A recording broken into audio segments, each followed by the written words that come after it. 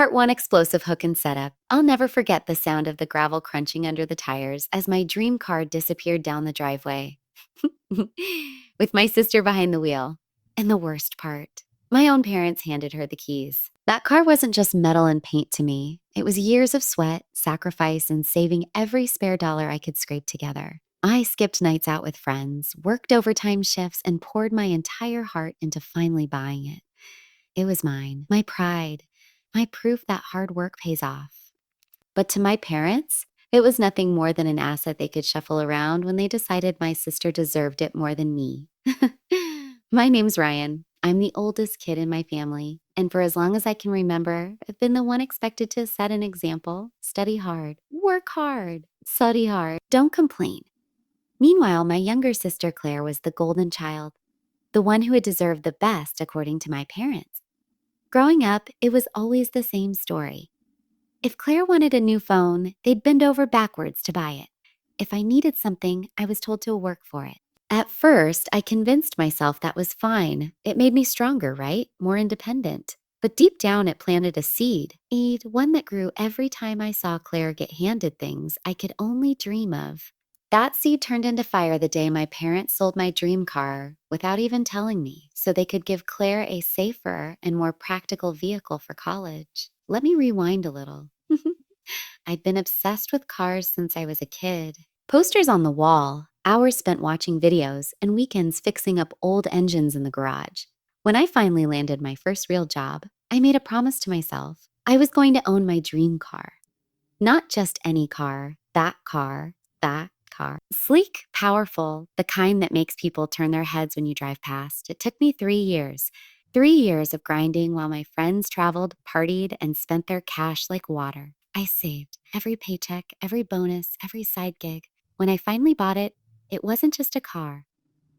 It was a symbol, proof that discipline and hard work meant something, and then Claire saw it. "Wow," she said, running her hands along the polished hood the first day I brought it home. "This is nice. Way nicer than that old beater I have." I laughed it off. "Well, yeah, it's supposed to be." "I worked for this." She smirked. "It must be nice. I wish Mom and Dad would help me get something like this for college." Her words left a sour taste in my mouth. Because I knew my parents, they had a way of turning Claire's wishes into reality. Fast forward 2 weeks. I came home from work, ready to take my car for a late night drive. But when I got to the driveway, it was gone. At first, I thought it was stolen. My heart dropped into my stomach, and I was seconds away from calling the police when I saw my dad calmly sitting at the kitchen table, sipping his coffee like nothing was wrong. "Dad, my car. It's not out there." He didn't even flinch. "We sold it." The words hit me like a punch to the chest.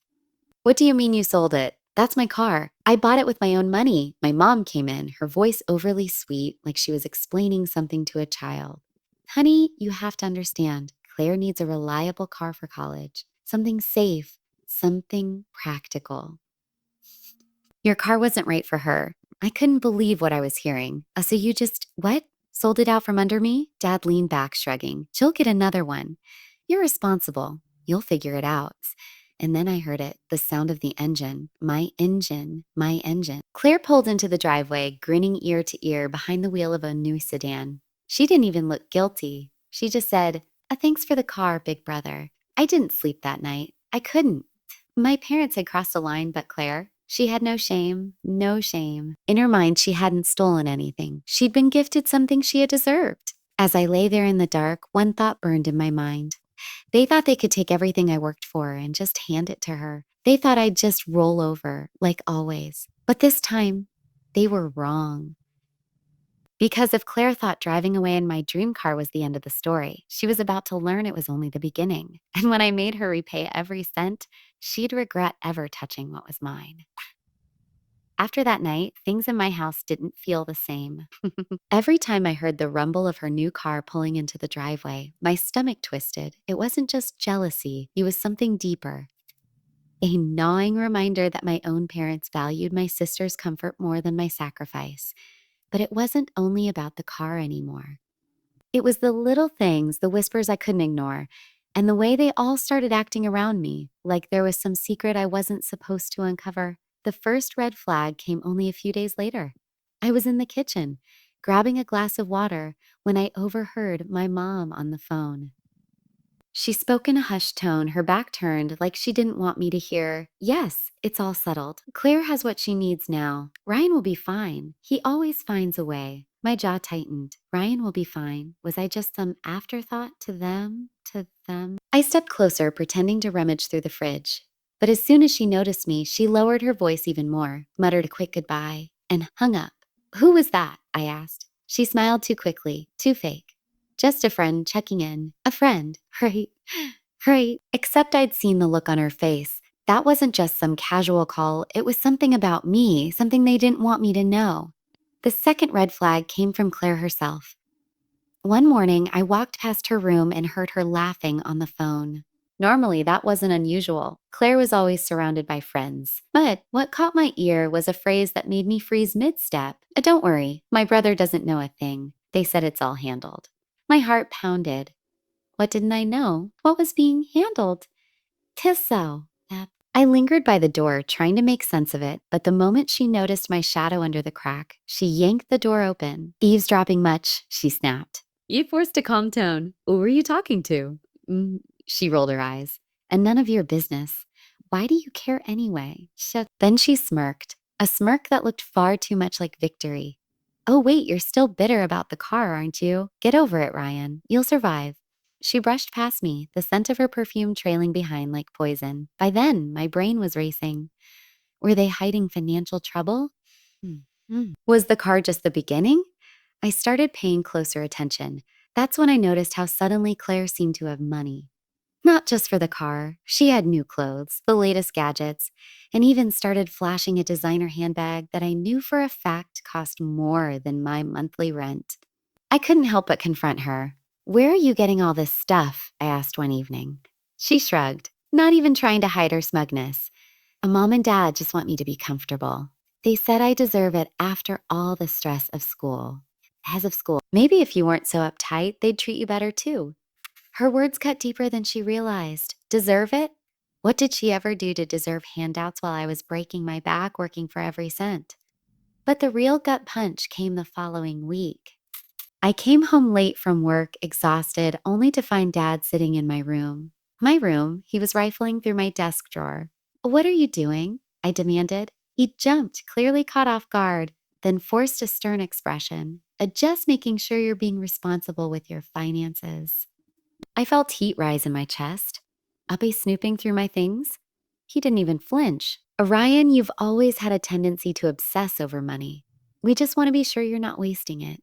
You're an adult now, but under this roof, we look out for each other. Look out for each other. That was laughable. They weren't looking out for me. They were looking for a way to justify what they'd already done. When I pressed him, he shut me down with the same dismissive line. A Claire needs support right now. You'll manage. You always do. And that was the common thread. Every excuse, every conversation, every action boiled down to one message. Claire first, Ryan last. I didn't want to believe my own family could betray me worse than they already had, but the signs were all there. The secret calls, the lies, the money that seemed to vanish into Claire's hands, the way my parents kept brushing off my questions like I wasn't entitled to answers. I lay awake at night, staring at the ceiling, my fists clenched. Was I paranoid? Or were they hiding something bigger than I realized? The more I thought about it, the more I realized this wasn't just about the car anymore. Something darker was happening, something they didn't want me to find out. And no matter how much they tried to gaslight me into silence, one thing became clear. If there were secrets in this house, I was going to uncover them, even if it tore my family apart. Part 3 betrayal revealed I thought I was paranoid. I thought maybe I was just bitter about losing my car and reading too much into things.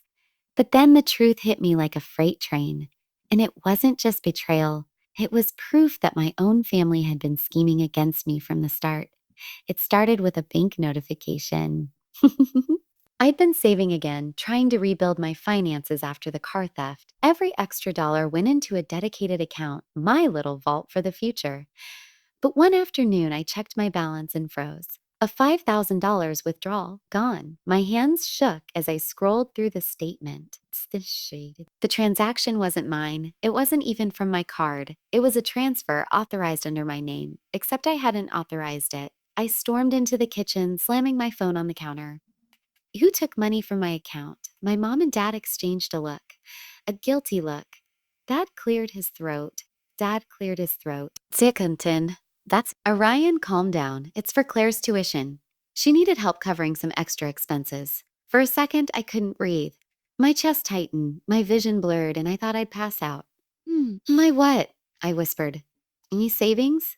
You went into my account without even asking me? Mom's voice turned syrupy sweet, the same voice she always used when she thought she could talk me down. Honey, it's all the same in the end. We're family. What helps Claire helps us all. You'll have time to save more. I stared at them, my jaw hanging open. That's not your money. That's not your money. That's not her money. That's mine. I worked for every cent. But they didn't flinch, not even a flicker of remorse. Claire walked in just then, twirling her keys, my car's keys, though I hated thinking of it that way. When she saw my expression, she smirked. Oh, so you found out. So you found out. The casual tone in her voice lit a fire in my chest. You knew, I demanded. She shrugged. Of course I knew. Mom and Dad said it was fine. They said you'd understand. Understand? My hands curled into fists. Understand what? That I was nothing but their personal ATM. That everything I worked for was just hers by default. That night, the truth sank in. It wasn't just the car. It wasn't just favoritism. It was theft. They had sold my dream car behind my back. They had drained my savings. And they had done it all with the same smug justification. Claire deserves it. The second. Very. Brian can fend for himself. I sat on the edge of my bed, staring at the empty balance on my phone screen. My mind replayed every sacrifice I'd made, every overtime shift, every weekend side hustle, every night I stayed home while my friends went out. All of it erased in seconds by the people who were supposed to protect me. And the worst part, they didn't even think they'd done anything wrong. The next morning, I confronted them again, hoping, stupidly, that maybe guilt had settled in overnight. But no. Dad leaned back in his chair, arms crossed, his tone smug and final.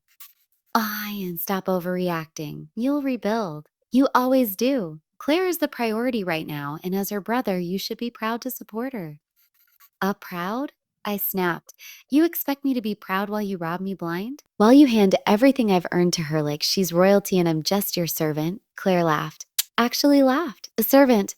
Oh, come on, Ryan. You're just mad because Mom and Dad see potential in me? You're stable. You'll always land on your feet. But me? I'm special. I need more. Her words sliced through me like glass. Special. She actually believed it. I turned to my parents, desperate for even a shred of fairness. Do you hear her? Do you see what you've created? But Mom just placed a hand on Claire's shoulder, smiling. She's right. Claire has a bright future. She needs our support. That was the moment something inside me broke. The heartbreak was there, sure. I mean, these were my parents, the people who were supposed to have my back. But layered on top of the grief was a rage so sharp it burned. They thought I was powerless. They thought I'd swallow the betrayal, just like I always had. But as I stood there, staring at Claire smugly dangling my car keys and my parents proudly backing her up, one thought crystallized in my mind. If they're going to treat me like nothing, then I'll show them just how dangerous a nothing can be. That night, I didn't sleep. I couldn't sleep. I kept replaying the scene, the laughter, the dismissive shrugs. The way they had looked at me like I was overreacting to losing thousands of dollars. My hands shook, not from fear, but from adrenaline. I didn't know how yet, but I swore to myself. They were going to regret every cent they took from me. And when Claire finally had to pay it all back, penny by penny, she would choke on her own entitlement. For days after I discovered the truth, I felt hollow. It was like someone had scooped out my insides and left me with nothing but anger and questions that had no answers. How could they do this to me? How could my own parents look me in the eye, justify stealing from me, and still sleep peacefully at night? I replayed everything over and over, the smug grin on Claire's face, my father's shrug, my mother's sugar-coated betrayal. And every time it cut deeper. But then something shifted. The trigger moment came one Friday evening. I was walking home from work, exhausted, my mind still clouded with bitterness. when I passed by the car dealership where I'd first seen my dream car on display. The same car they'd stolen from me. Through the glass, I saw another young guy, maybe my age, standing there with a wide smile, signing the paperwork. His family surrounded him, clapping him on the back, celebrating his win. And it hit me. That should have been me. That was me once, before my own family ripped it away. For the first time in weeks, I didn't just feel pain. I felt clarity. I hadn't stolen my ability to earn, my grit, or my willpower. They hadn't stolen me. They could take what I had built, but they couldn't stop me from building it again. And this time, I wasn't just going to rebuild. I was going to make them choke on their betrayal. That night, I sat at my desk with an empty notebook. On the first page, I wrote one word in bold letters: payback. Not the angry, reckless kind, not some childish outburst, but a calculated, methodical plan. If they thought I'd let it go, they were wrong. If they thought they could keep treating me like a safety net, they were about to find out how strong I was when I stopped catching them. The first step was rebuilding myself. I doubled down at work. Every extra shift, every side gig, every freelance job I could grab, I took it. I was already disciplined, but now I had fire pushing me. Each dollar I earned wasn't just income, it was fuel for revenge. While Claire flaunted her gifts and my parents praised her every step, I worked in silence. I let them believe I was sulking, defeated. I let them believe I was still licking my wounds. But inside, I was sharpening my resolve like a blade. The second step was knowledge. If my parents thought I didn't understand finances, they were mistaken. I started researching everything: how credit works, how loans work, how legal repayments can be enforced.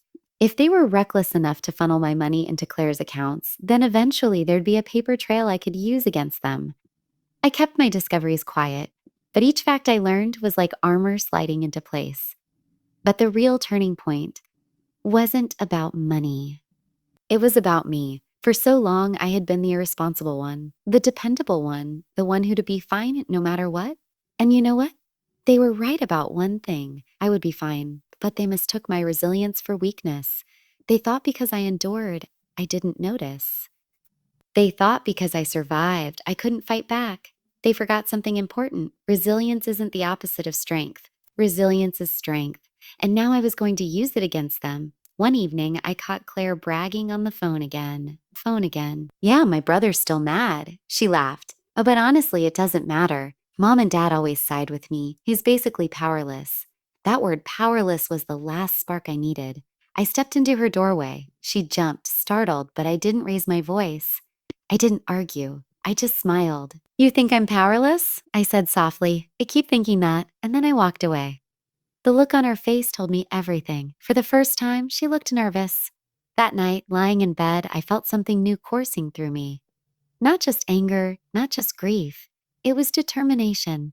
They had stolen from me, humiliated me, treated me like nothing. But in doing so, they had awakened a side of me I didn't even know existed. This wasn't about getting a car back anymore. It wasn't even just about the money. It was about reclaiming my dignity, about proving that they couldn't break me, about making sure Claire and everyone else finally understood what happens when you push the irresponsible one ye too far. So I made a vow to myself. I would rebuild. I would outsmart them, him. I would make Claire repay every cent she stole, not with a fight, but with strategy. And when the day came, when she finally realized she wasn't untouchable, her regret would be the sweetest sound I'd ever hear. Because from this moment forward, I wasn't their doormat. I wasn't their backup plan. I wasn't powerless. I was the storm they never saw coming. I knew that anger alone wouldn't win this. Fury was fuel, but strategy would be the engine. If I wanted Claire to repay every cent, I had to be smarter than their excuses, more meticulous than their lies, and patient enough to let the plan unfold. So I made a list: cold, precise, and unforgiving. Step 1, gather every scrap of proof, say I. I started with the obvious: bank statements, transaction timestamps, and any paperwork about the car sale. I dug through old emails, receipts from the dealership, screenshots of messages, and copies of my pay stubs proving the car and savings were mine. I printed everything. Paperage feels important when your life has been reduced to numbers. I also archived Claire's careless bragging, texts where she mentioned a mom covered this, or posts showing sudden purchases. Social media and chat logs are clumsy witnesses, but when strung together, they tell a story: sudden wealth, sudden gifts, and a family narrating the theft as a help. Step 2, create a timeline they can't gaslight away. If my parents tried to say it was an emergency or we only helped, I would hit them with dates and receipts. I made a timeline. Dates I bought the car when it disappeared, when transfers hit my account, when Claire's spending spiked, and the exact moments my parents lied to me. A neat line from start to finish, no wiggle room. Step 3, line up witnesses and professional help. I quietly spoke to the dealership manager, pretending to be a customer interested in similar models, and confirmed the sale date and buyer info. I reached out to the bank without raising alarm to ask about the process for disputing unauthorized transfers and what documentation they'd need. I didn't hire a lawyer yet. Lawyers cost money, but I researched pro bono legal clinics and consumer protection services. If push came to shove, I'd file a formal complaint. Bank fraud, unauthorized transfer, and property sale irregularities. Step 4, set traps that make the truth come out. I refused to stage any illegal stunts. No hacking, no threats, no vandalism. Instead, I engineered situations where Claire and my parents would incriminate themselves with their own words. I started small, a casual family group chat where I asked innocuous questions about helping Claire with college. I let them reply. Their own phrasing, "we sold Ryan's car" or "we moved the money," was already toxic when written down. Then I baited a bigger one. I offered to help Claire with a small reimbursement for textbooks. I said I could transfer a modest amount if she sent an invoice. Claire, confident and entitled, sent a half-joking invoice in a message that also referenced the car and tuition. Tuosa, and in. She wrote it, in her own words, admitting the money had come from a family arrangements. That message became gold. Step 5, prepare the formal escalation. I drafted a clear, unemotional letter demanding repayment, the amount taken, the dates, and a 30-day deadline. I had the letter ready to send by registered mail and to present to the bank and a legal advisor. I wasn't bluffing. I was building a paper trail that would show I tried peaceful resolution before moving to legal remedies. Step 6, pressure by consequence, not by violence, not by violence. I'd learned that people respond to consequences more than they do to morality. So I planned a slow squeeze. Take the dispute to the bank and consumer protection if they didn't comply. Prepare a small claims court filing. And, if necessary, let family members, a respected uncle I knew, lean sympathetic, read a sanitized version of the timeline so the social pressure would devour. Mount. Public shaming felt petty, but even the threat of family embarrassment can prod a recalcitrant, entitled person to act. I'd use it only as a last resort. While all this was happening, Claire kept acting like she was untouchable. She posted pictures with my car's replacement, joked about how everything always works out for me, and floated the family rhetoric that painted me as the unreasonable one. From the outside, she looked in control, and that was the point.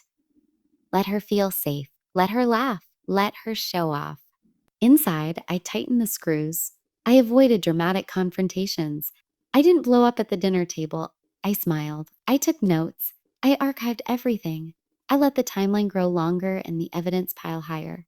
Every time Claire bragged, every time my mom made a flippant comment, I marked it down. Each mark was a nail in the coffin of their story. There were nights I wanted to sprint into the living room, throw the timeline on the table, and demand justice on the spot. But revenge that's rushed is sloppy. I wanted a clean victory, the kind that left no doubt and no escape. So I waited.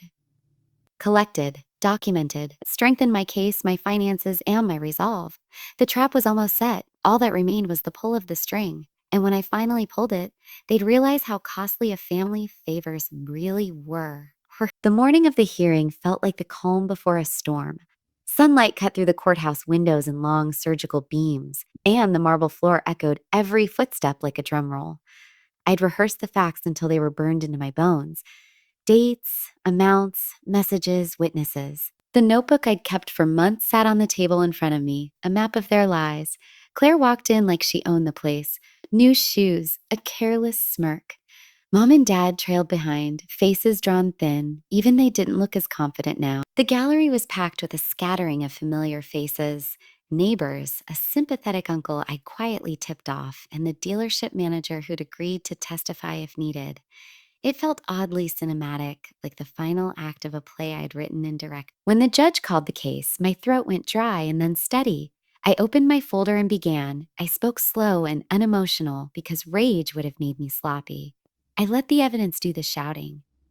I laid out the timeline first: the purchase, the disappearance, the unauthorized transfer. I slid copies of bank statements across the table, timestamps underlined. I handed the judge printouts of Claire's messages, the ones where she casually admitted I handled it and joked about my overreacting. I read out my mother's phone call excerpt, the one where she'd whispered, "Ryan will be fine," and then the dealership sales receipt proving my car had been sold the week after the transfer. The lawyer across from me tried to paint it as a family arrangement, a selfless act in a time of need. But when the dealership manager took the stand and described the signature and who'd come to collect the car, when the bank official confirmed the transfer was processed with authorization details that matched my parents' contact information, the arrangement unraveled like cheap fabric. Then came the knockout blow. I played the voice note Claire had sent to a friend, grainy, clipped, casual. "Don't worry, Mom handled it. Ryan won't even notice." She'd meant it as a throwaway line. In that courtroom, it sounded like a confession. Claire's face drained color.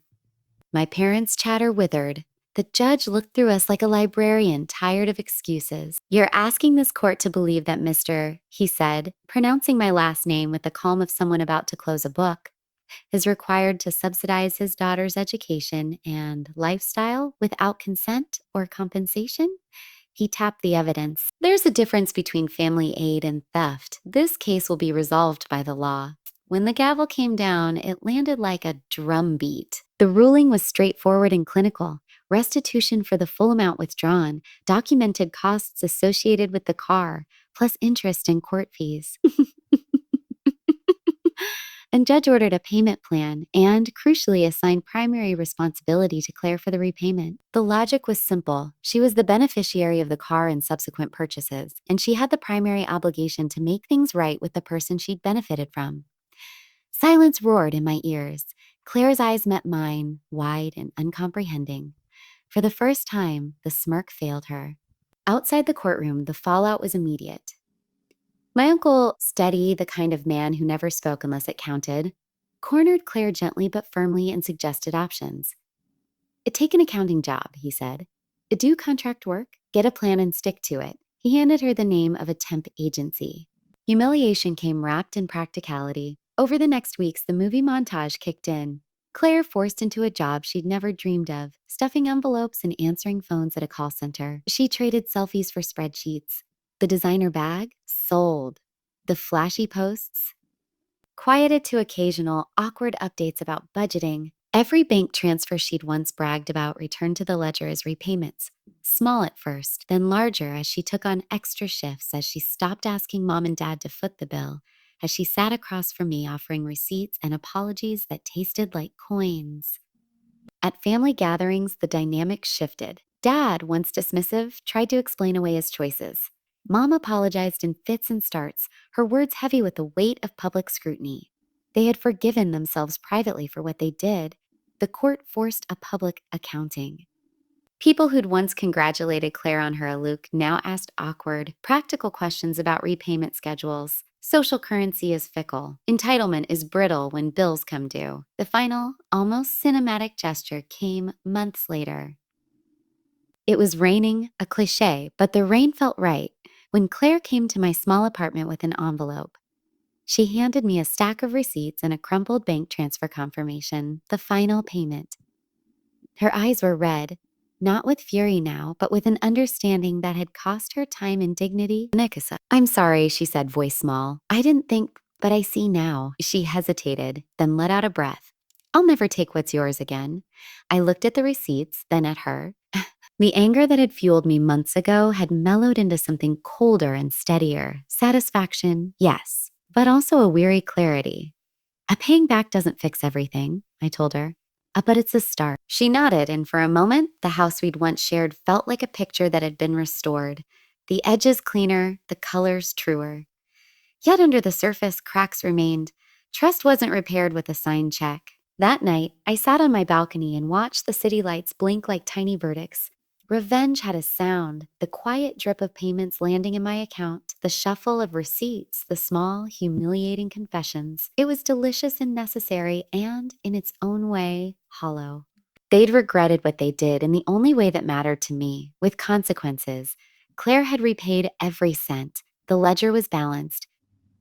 But as the rain eased and the neon lights started to blur, I realized something else. Regret could be painful, but it didn't always teach. Some lessons stick. Some simply become new weapons in a quieter war. I had one, yes. But the victory left me wondering what I'd become to win it. And that question, soft, insistent, followed me into the night. Life felt different after the ruling. For the first time in years, I wasn't the one carrying everyone else's weight. I wasn't the invisible backbone of the family, the irresponsible one they could leech off whenever they pleased. I was simply me, free. The repayments trickled in, steady and relentless. Each deposit into my account wasn't just money, it was a message. Claire, for once in her life, was paying me back. The girl who'd always been handed everything on a silver platter now had to earn her own survival, step by grueling step. At first, she resisted. She sulked. She sulked. She cursed me behind closed doors. She tried bargaining with my parents, hoping they'd swoop in like they always had, but they didn't. The court order left no room for negotiation. If she defaulted, her credit score would collapse. Debt collectors would come knocking, and the stain would follow her for years. Reality doesn't care about golden child entitlement. So little by little, she was forced into the grind. Call center jobs, weekend shifts at a retail store, selling off her designer wardrobe just to stay afloat. Her friends stopped inviting her out when she couldn't keep up. The Instagram perfect life she'd once bragged about vanished, replaced by quiet photos of coffee cups captioned with motivational quotes. It was humiliating for her, but for me, it was justice. My parents didn't escape unscathed either. At family gatherings, the whispers grew louder. Everyone knew now they weren't the wise, selfless parents they pretended to be. They were the ones who stole from their own son, the ones who raised a daughter who thought theft was entitlement. My uncle, the one who sat in the courtroom that day, told me privately, "They'll carry the shame a lot longer than you'll carry the memory of what they did." And he was right. They tried to downplay it, of course, insisting it was just a misunderstanding. But no one believed them. The damage to their reputation was permanent. For once, I was the one people respected, the son who stood up, who didn't cave, who forced accountability where no one thought it was possible. But the most important change wasn't in them. It was in me. I stopped letting their betrayal define me. I kept working, kept saving, and within a year, I bought another car. Not the same one, but something even better. Not because I needed to flaunt it, but because I wanted to prove to myself that their theft hadn't broken me. When I slid into the driver's seat for the first time, the engine roaring to life beneath me, I smiled. This one was mine, not stolen, not tainted, and no one could take it away again. Claire, meanwhile, had finally learned what it meant to struggle. For years, she'd believed that being as special meant the world owed her something. Now she understood the truth. Nothing is owed. Everything has a price. And every time she typed another line of data entry, every time she picked up another shift, every time she transferred another repayment into my account, she was reminded of the cost of her arrogance. The poetic justice was simple, really. She had stolen my dream car, but in the end, she didn't just lose the car. She lost her reputation, her comfort, and her illusion of superiority.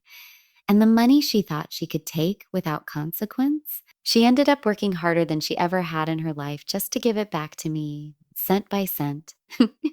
I know some people will say revenge doesn't fix anything, but in my case, revenge wasn't about destroying them. It was about balance. It was about forcing accountability where none existed. And when the balance finally tipped back in my favor, I didn't just win, I grew stronger. So if you're watching this, let me ask you, have you ever been betrayed by the people you trusted most?